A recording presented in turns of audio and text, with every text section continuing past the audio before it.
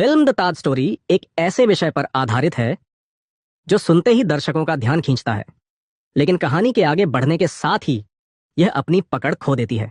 परेश रावल ने इस फिल्म में आगरा के एक टूर गाइड का किरदार निभाया है, जो ताजमहल के इतिहास को लेकर लोगों के बीच बहस छेड़ देता है। फिल्म की शुरुआत में ही परेश का किरदार यह सवाल उठाता है कि आखिर ताजमहल की कहानी पर अब दोबारा चर्चा क्यों हो रही है और क्यों 2025 में यह विषय फिर से उभर आया है। फिल्म इसे देश का मुद्दा बताती है, लेकिन यह स्पष्टता देने की बजाय दर्शकों को और उलझन में डाल देती है। तुषार अमरीश गोयल के निर्देशन में बनी दी ताज स्टोरी अपनी रिलीज से पहले ही विवादों में आ गई थी।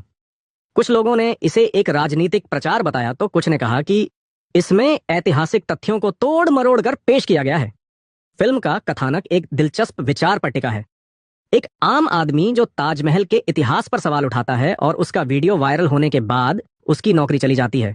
इसके बाद वह अदालत में जाकर इतिहास के आधिकारिक संस्करण को चुनौती देता है। यहीं से शुरू होता है फिल्म का मुख्य संघर्ष।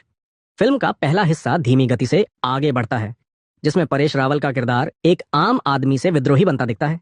लेकिन दूसरे हिस्से में कहानी एक अदालती ड्रामा में बदल जाती है, जहां पांडुलिपियों, पुराने ग्रंथों और इतिहासकारों के बीच तर्क वितर्क चलता है। फिल्म में कई ऐसे पल हैं जो गहराई दिखाने की कोशिश करते हैं, लेकिन प्रभावशाली बनने से पहले ही फीके पड़ जाते हैं। अदालत के दृश्य और परेश रावल के संवाद कई बार प्रभाव छोड़ने की बजाय हास्य पैदा कर देते हैं, जिससे गंभीर माहौल टूट जाता है। फिल्म का क्लाइमैक्स एक बहस पर खत्म होता है, लेकिन यह बहस कोई ठोस असर नहीं छोड़ती।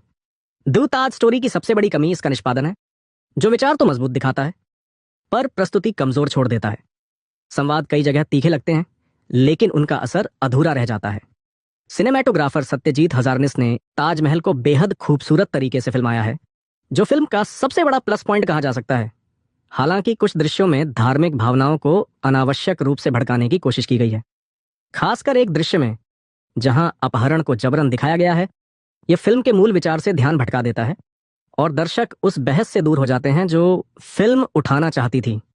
कुल मिलाकर द ताज स्टोरी एक अच्छी सोच वाली फिल्म है, जो भारत के सबसे प्रतिष्ठित स्मारक से जुड़े मिथकों को सामने लाने की कोशिश करती है।